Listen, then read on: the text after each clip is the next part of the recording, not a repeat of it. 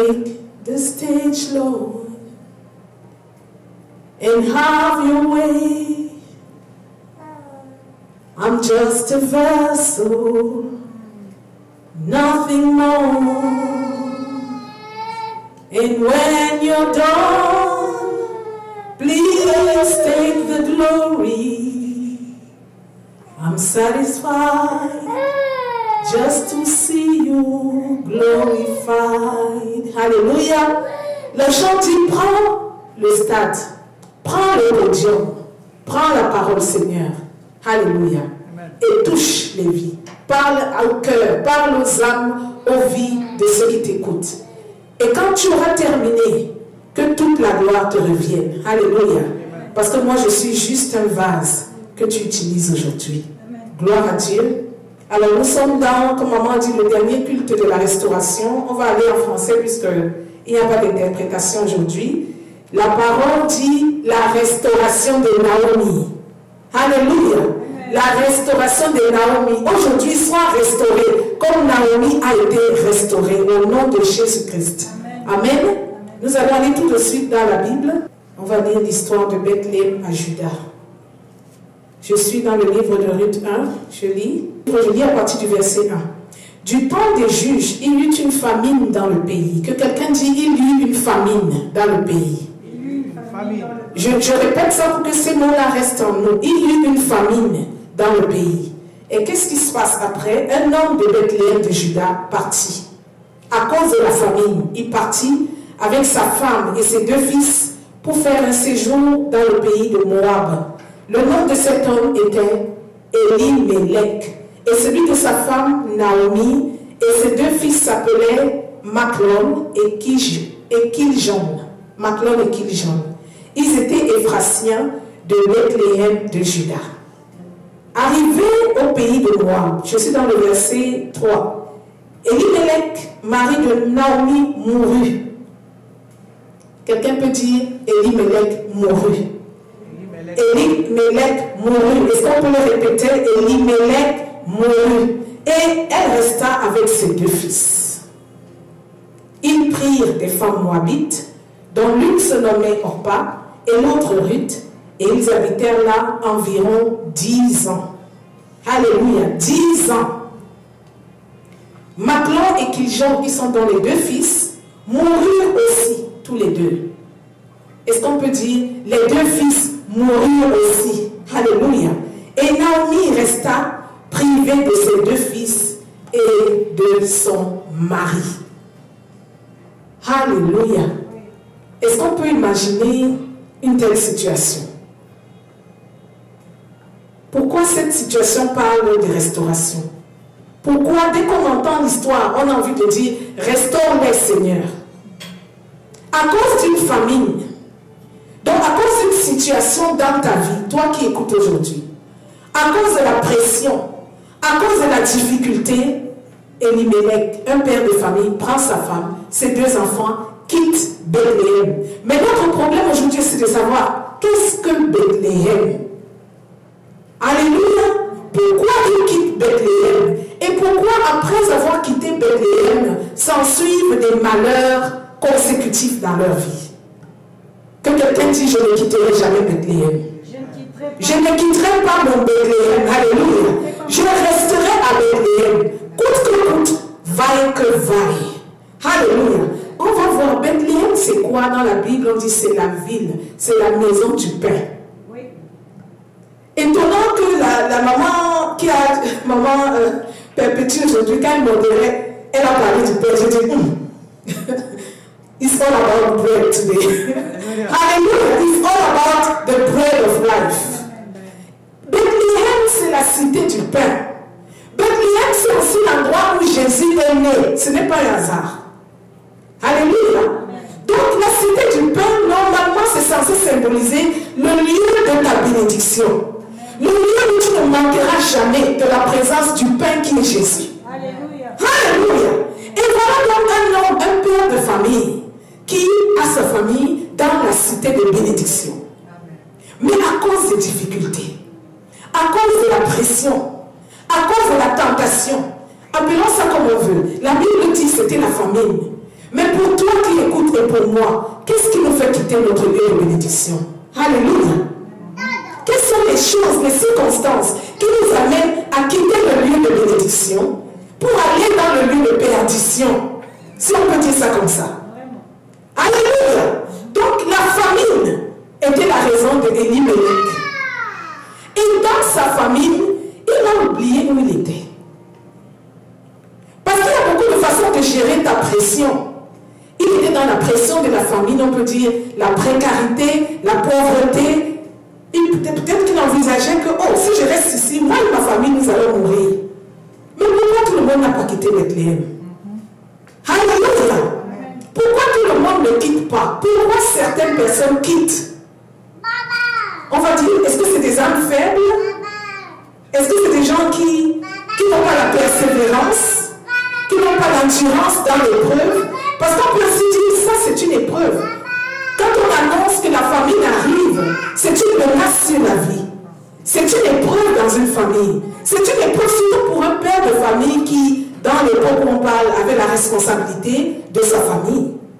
Mais il prend donc sa femme, ses 2 fils, il décide de quitter la ville de bénédiction. Alléluia. Ça c'était pour camper le décor, qu'on comprenne vers où on va. Parce qu'on va dans un voyage. On voyage avec Élie-Mélec. Il arrive donc dans l'autre ville qu'on appelait Moab. Et qu'est-ce que représente Moab? Moab était une cité des gens incrédules. C'était un lieu où vivaient des idolâtres. Alléluia. Les gens de Moab n'adoraient pas le même Dieu que les gens de Bethléem. C'était des idolâtres. Donc c'était des gens qui étaient en dehors de Dieu.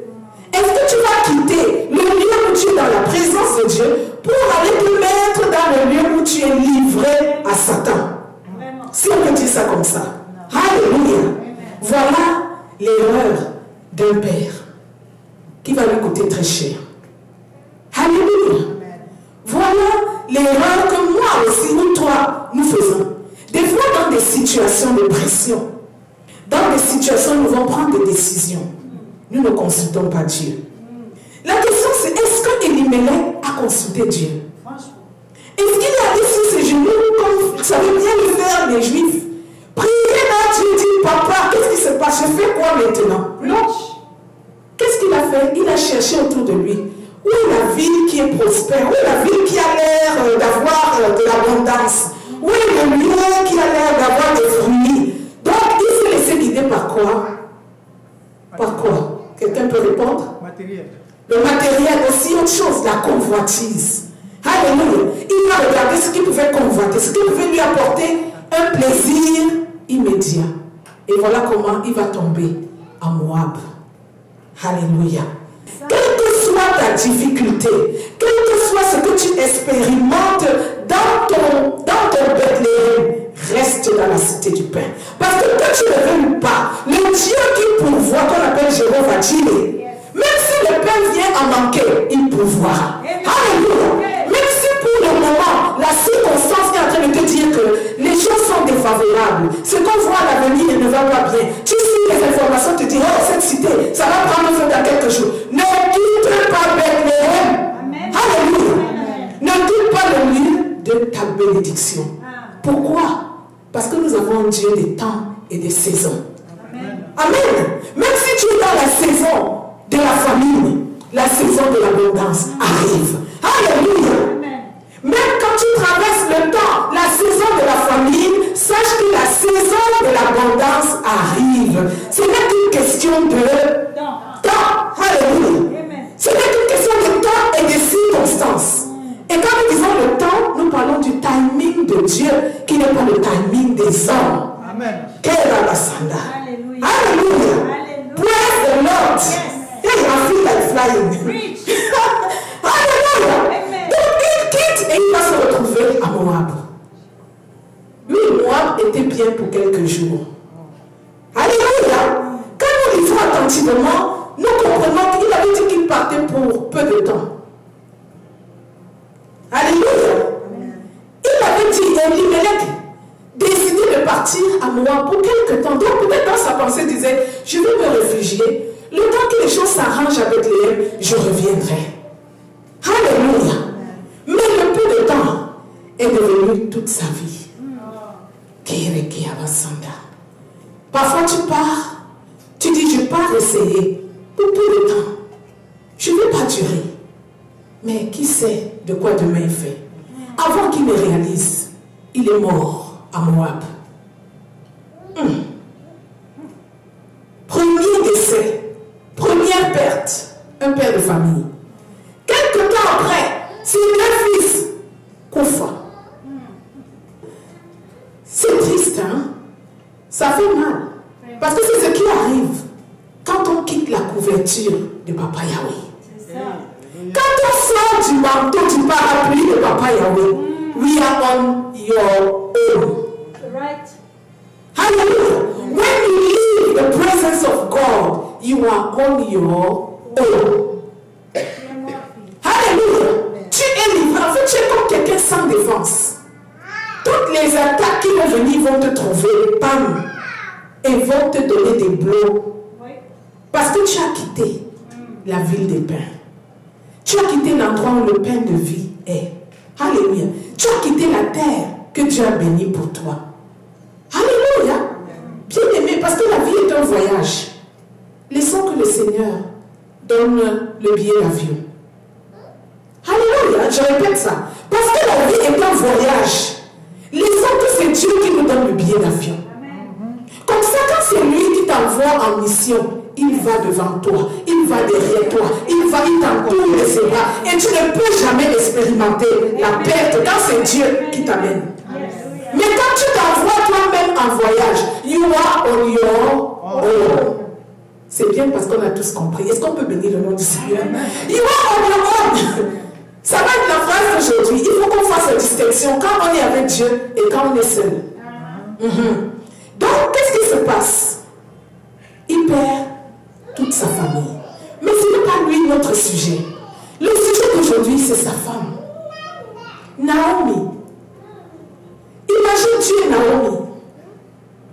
Tu as suivi ton mari parce que c'était ça, c'est ça le couple, c'est l'obéissance.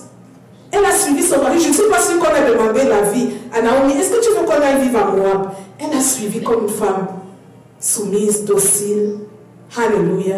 Et tous les malheurs du monde sont tombés sur elle. Donc le décès du mari, le décès des deux garçons sont tombés sur elle. Elle se retrouve livrée à son triste sort. Avec deux belles filles. La Bible nous dit Orpa et Ruth. Tout ça, c'est des images. D'après moi, je veux voir la leçon que chacune représente. L'image de chacune est une leçon pour nous.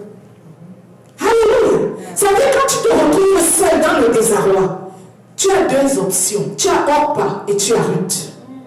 Alléluia. Ou tu as ceux qui te restent fidèles dans ta tristesse et qui te disent où tu irais, j'irai. Ton Dieu sera mon Dieu. Ta destinée sera ma destinée. Tu as d'autres qui te disent, oh yeah, I'm going. Alléluia. Donc tu as toujours les deux options dans les situations difficiles. Et c'est la situation de notre sœur Naomi. Il y a sa fille, sa belle-fille, qui lui dit, tu sais quoi? Moi là, je ne te laisserai pas. Il y a d'autres qui disent, tu sais, vraiment, moi, je suis encore jeune, j'ai encore envie de vivre, et puis je peux encore me marier, et puis voilà, et puis personne ne la blâmera de toute façon. Donc, la séparation arrive, Orpa sort de sa vie, Naomi continue avec Ruth. Alléluia. Commence maintenant le chemin, le voyage de la restauration de Naomi. Que quelqu'un dise Alléluia. Commence alors le voyage de ta restauration. Il n'y a pas restauration s'il n'y a pas eu brisure. Il n'y a pas restauration s'il n'y a pas eu désastre dans ta vie. Quand tu continues à restaurer, c'est parce que tu as tout perdu. Je me rappelle le premier dimanche de février, je devais donner la parole et je parlais de Job. En écoutant, en préparant ce message, je me suis rappelé ce que j'ai dit au temps de prêcher pour Job. Job avait tout perdu, exactement comme Naomi. Et j'étais en train de demander à Dieu, mais Seigneur, pourquoi tu permets qu'on arrive au point où on a tout perdu dans la vie? Alléluia. Et très souvent, les choses qu'on perd, ce n'est même pas notre fait. Parce que quand on regarde Naomi, elle n'est pas responsable de cette décision. Elle a simplement suivi son mari et regarde tout ce qui lui arrive. Alléluia. Ah, si même elle avait perdu sa foi, j'aurais compris. Mais ce qu'elle a surtout perdu, c'est l'espoir. Elle a perdu, c'est-à-dire qu'elle est devenue comme un être humain qui est vide. On voit ton corps, mais ton âme est tellement frappée, tellement affaiblie, tellement, comment dire, tellement brimée, tellement crushed, brisée, que tu ne sais même plus où aller. Elle s'est mise à pleurer. Elle s'est lamentée devant le Seigneur. Comme toi et moi, on peut se lamenter. Qui ne peut pas se lamenter quand il perd un mari?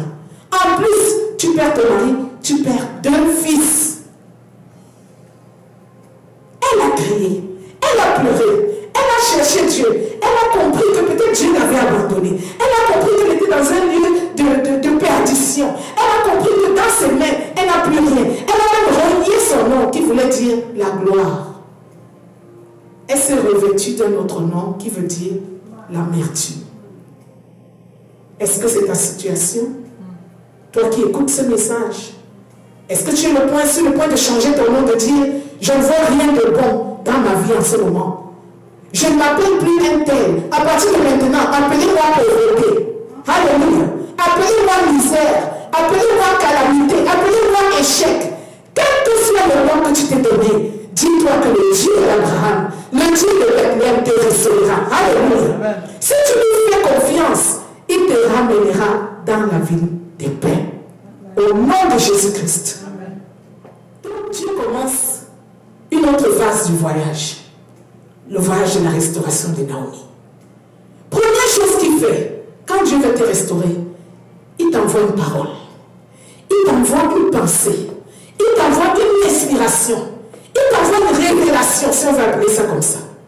Il révèle à Naomi. By the way, pourquoi tu ne retournes pas? Alléluia. Quel est ce voyage sans retour? Tu avais quitté avec ton mari, vous êtes venus. Regarde tout ce que tu as expérimenté ici. Tu ne comprends pas qu'il est temps to pack and go. Des fois, c'est ce que Dieu nous dit. Que tu n'es pas dans le lieu où je peux te bénir.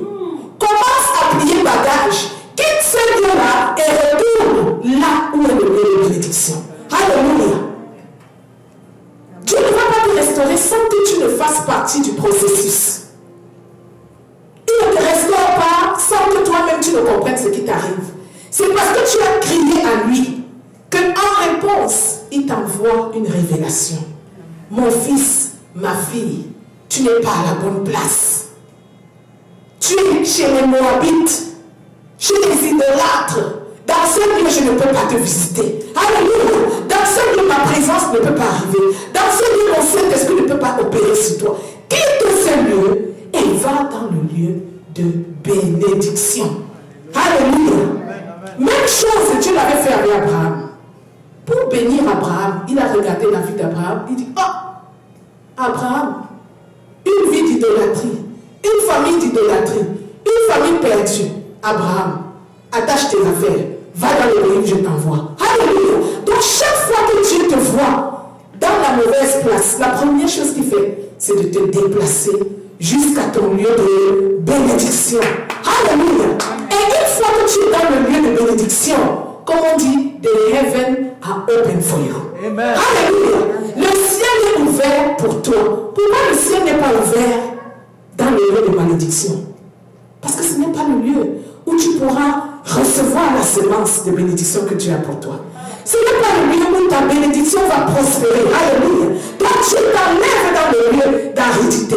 Il t'enlève dans le lieu qui dévore. Il t'enlève dans le lieu où il y a le sauterelles, le gélec. Alléluia. Il dit, je te remplacerai les années qu'ont dévoré la sauterelle. Pourquoi il a besoin de remplacer les années?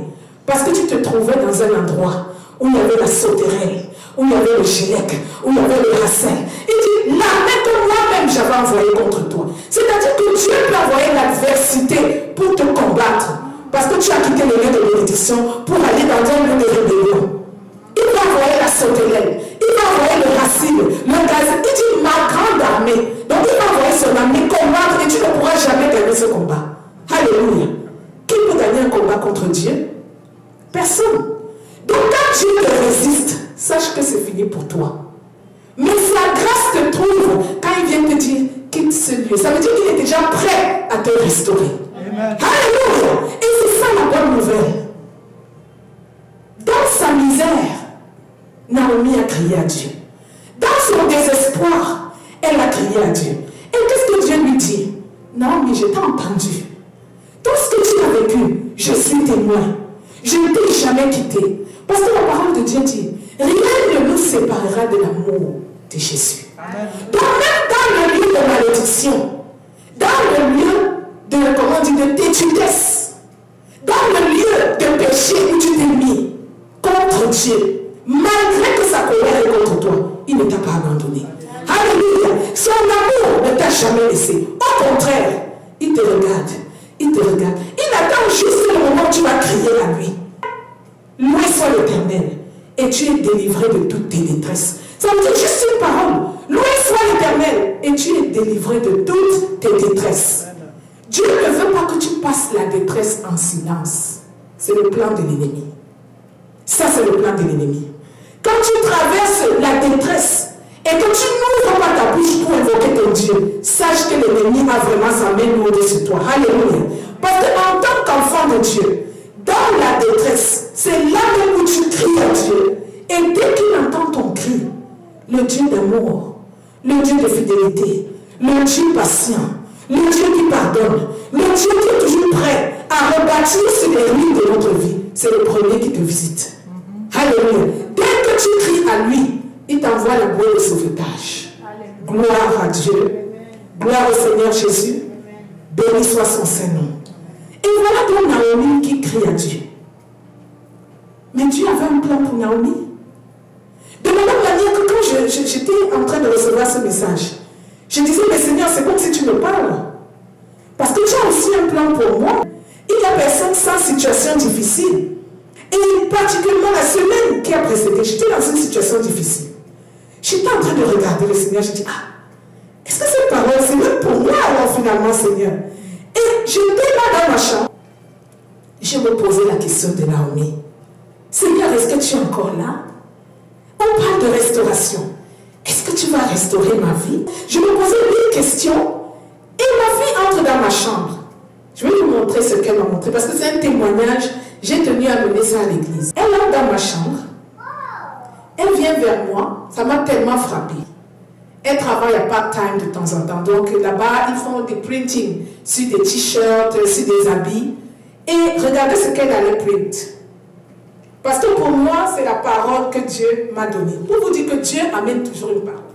Elle entre dans ma chambre. Elle dit, Mommy, I've done this for you. Est-ce que vous pouvez lire ce qui est écrit? I know the plans I have for you. Jeremiah 29, 11. Est-ce qu'on peut applaudir pour le Seigneur? Amen, amen. Alléluia. Ma fille ne sait pas ce que je traversais. C'est pour vous dire que quand tu traverses la vallée de l'ombre de la mort, la Bible dit tu traverses. Ça veut dire que tu ne restes pas dans la vallée. Alléluia. Tu traverses seulement. Alléluia. Et dans la traversée, il dit, ma roulette, mon bâton te rassure. Ça veut dire quoi? Ça veut dire qu'il est dans la vallée avec toi. Parce que comment la roulette peut venir te rassurer? Et la roulette de Dieu, c'est quoi? C'est son appui. C'est son soutien. C'est sa force. Alléluia. Donc, quand tu es dans la vallée de l'ombre de la mort, ce n'est pas encore la mort, c'est juste l'ombre. Alléluia. C'est juste quelque chose qui est là. But it's not yet death. Alléluia. Ça veut dire que tu as même encore la vie de Christ en toi. Et que le Dieu dont la roulette et le bâton te rassurent, il t'accompagne avec sa parole, avec sa puissance. Par sa puissance, par sa puissance, le Saint-Esprit est là. Il est dans la vallée avec toi. Parce qu'il est invisible ne veut pas dire qu'il n'est pas là. Alléluia. Parce que tu ne vois pas Dieu devant ta porte ne veut pas dire qu'il n'a pas frappé à ta porte. Elle est venue dans ma chambre. Je ne l'avais pas vue depuis 2 journées dans la même maison. Elle m'a en train de dire, Mommy, I have this for you. Alléluia. J'ai regardé. J'ai dit, non, you are joking. Are you serious? Elle dit, oui, maman, je suis allée print for you.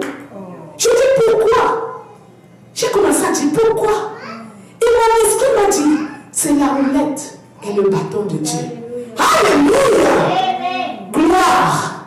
Que quelqu'un dise gloire. Que la maison dise gloire. Lève-toi, commence à dire à Dieu, Seigneur, envoie-moi la roulette. Envoie-moi le bâton.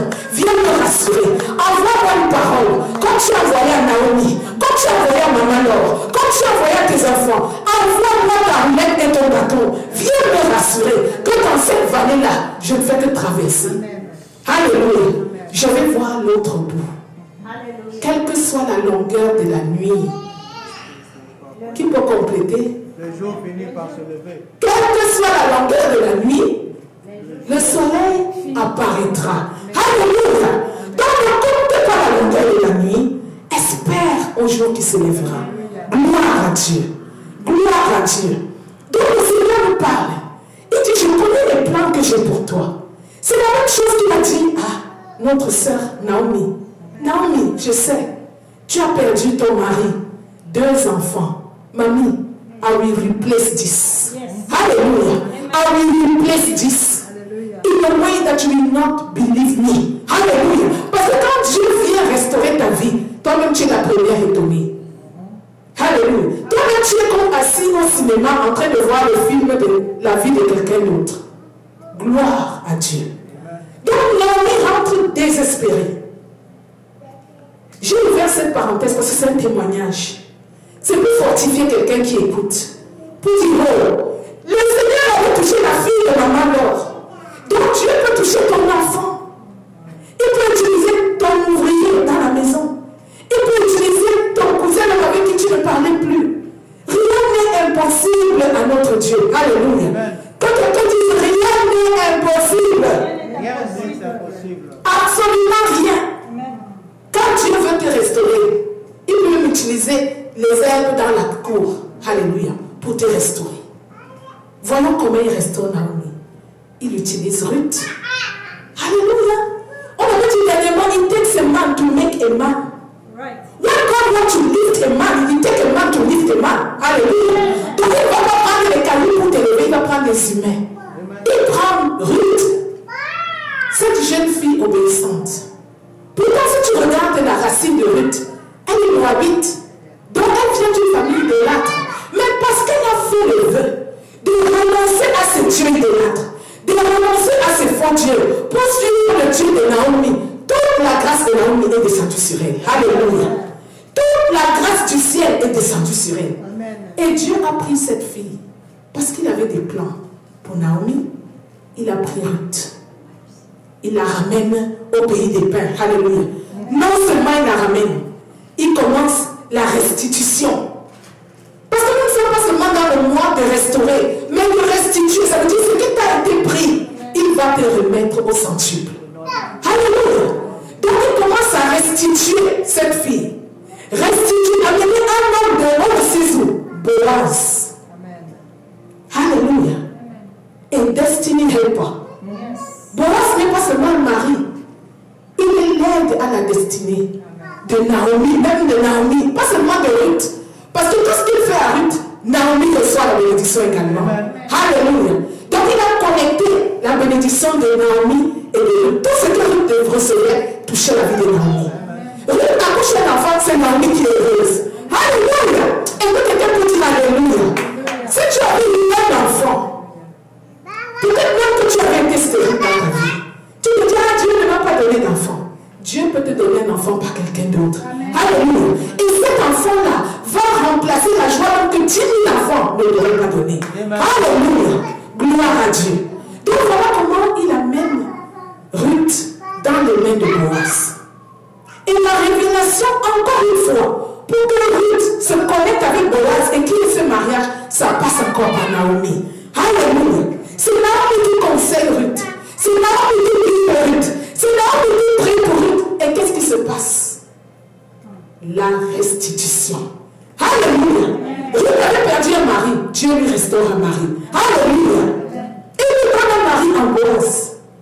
Et pas seulement un mari, mais un père, un ami, un soutien pour elle et Naomi.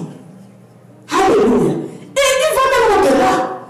Il déclare une descendance qui va faire venir le roi des rois. Alléluia. Mais qu'est-ce que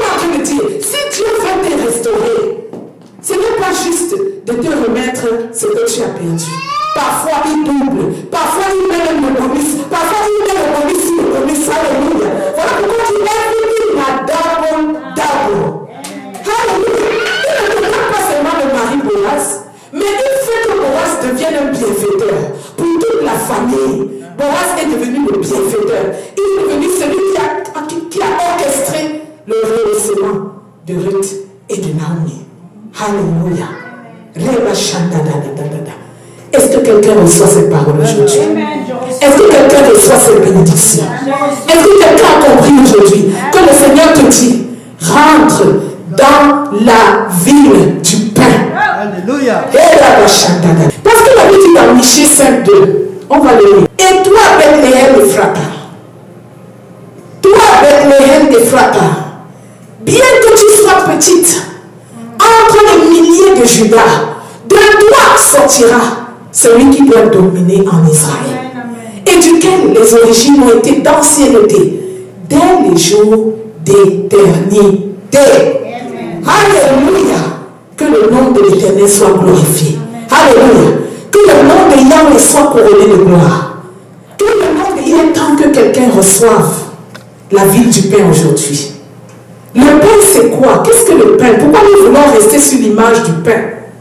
Le pain, c'est l'alimentation de base, même pour nous les humains. Le pain, tu ne peux pas, des familles, tu peux visiter des familles, c'est très rare que tu vois une famille qui ne touche pas au pain. Le pain est presque à table à toutes les heures. Aliment de base. Petits enfants, les plus vieux, les moyens, tout le monde a besoin du pain. Alléluia. Et le pain, Dieu veut nous nourrir de sa vie. Toi qui écoutes, Dieu veut que tu reçoives sa vie, que tu reçoives son pain. La paix qui est en lui, c'est ça qu'il veut te donner aujourd'hui. Parce que cette paix, c'est la meilleure restauration. Parce que qu'est-ce qu'on peut te donner quand tu n'as pas la paix? Alléluia. Jésus est le pain de vie. Amen. Alléluia. Qui le croit? Amen. Jésus est le pain de vie. Il a été envoyé du ciel pour les hommes. Et quand Maman Perpétue a dit ça en modérant tout à l'heure, j'ai été frappée. C'était comme une confirmation. Nous sommes aujourd'hui en train de dire, c'est le pain qui descend du ciel qui vient nous restaurer aujourd'hui. Alléluia. Croire Jésus et recevoir Jésus dans sa vie, c'est manger. Alléluia. Elle a dit, alors que c'était dans mon texte, et j'ai dit, mais comment ça, Seigneur, tu es en train de confirmer? Jésus est le pain de vie. Il est descendu du ciel pour nous. Et il nous a dit, si tu manges de ce pain qui est moi, tu auras la vie éternelle. Amen. Alléluia. Alléluia. Donc quand nous croyons en Jésus, nous sommes en train de manger le pain. Quand nous croyons, c'est là quand tu as la foi en Jésus, tu es en train de manger Jésus qui est le pain. Alléluia. Il dit, je suis le pain vivant. Nous allons le lire dans Jean 6. Jean 6, verset 54. Celui qui est là va lire pour nous. Parce que c'est la parole avec laquelle on va partir aujourd'hui. Et on va prier pour ceux qui nous écoutent en ligne. Pour que quelqu'un aujourd'hui reçoive le pain qui va restaurer sa vie. Est-ce qu'on peut lire pour la gloire de Dieu?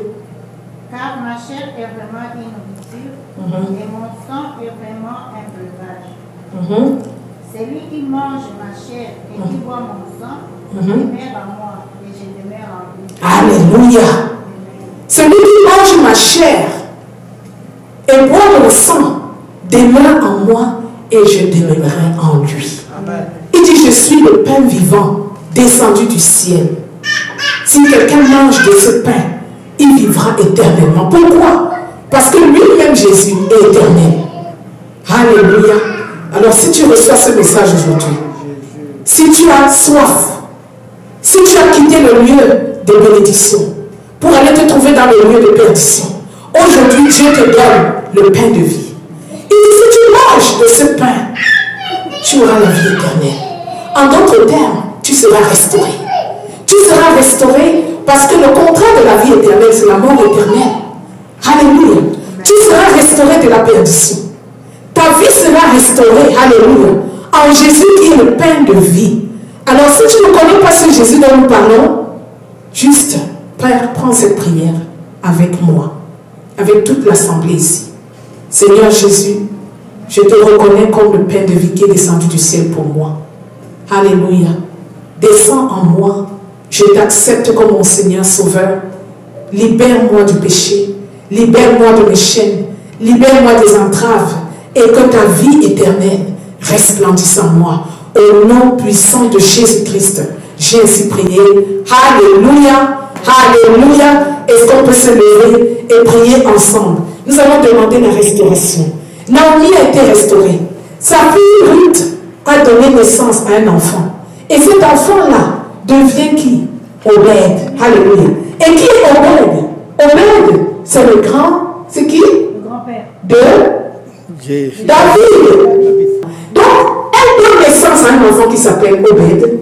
Et cet enfant-là, la descendance de cet enfant sera le roi David. Alléluia. Et nous savons tous que même Jésus est appelé fils de David. Alléluia. Élevons la voix. Parle à ton Dieu. C'est toi qui connais le domaine de ta vie où tu as besoin d'être restauré. Mais aujourd'hui, le pain de vie est descendu pour toi. Je prie qu'on distribue la Sainte Seine pour que cette prière, nous la fassions avec la Sainte Seine. Que ce pain qui est descendu aujourd'hui nourrisse ta vie et te reconnecte à la bonne source. Alléluia. Que ce pain-là t'enlève du lien de malédiction, qui t'enlève du lien de perdition, qui t'arrache de Moab et qui te remette en Bethléem au nom de Jésus-Christ. Alléluia. Élève la voix. Demande à Dieu la restauration de ta santé. Parce qu'il dit le sang qui a coulé, ce sang-là, pas c'est notre cieux, nous sommes guéris. Alors demande la guérison de tes os, de tes muscles, de ton sang. Alléluia. Demande la guérison de ton âme qui a été perturbée, de ton âme qui souffre. Demande la restauration de ta vie. Tout ce que l'ennemi a pris, il a pris Elimelech, il a pris ton mari et tes 2 enfants. Demande aujourd'hui qu'il te restaure. Qu'il te restaure. Parce que même Dieu, il a restauré à Ruth. Il a redonné à Ruth un mari. Il a donné à Ruth des enfants. Il lui a donné une descendance. Et pas de moindre. Il a fait d'elle l'ancêtre de notre Seigneur Jésus. Donc élève la voix et demande que le pain qui descend du ciel aujourd'hui vienne restaurer ta vie. Nous allons le prendre ensemble. Au nom de Jésus. Il a dit, faites ceci en mémoire de moi. Car ceci est mon corps qui a été livré pour vous. Alléluia. Mangeons ensemble le corps du Christ.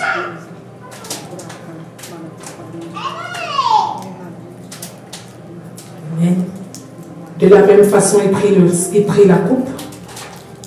Il leva la coupe, rendit grâce et dit, prenez et buvez-en tous, car ceci est mon sang qui a été versé pour vous en rémission de péché.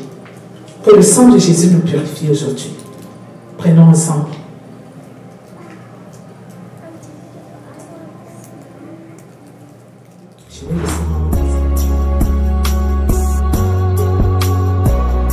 East Wind Ministries, seeking God to impact nations.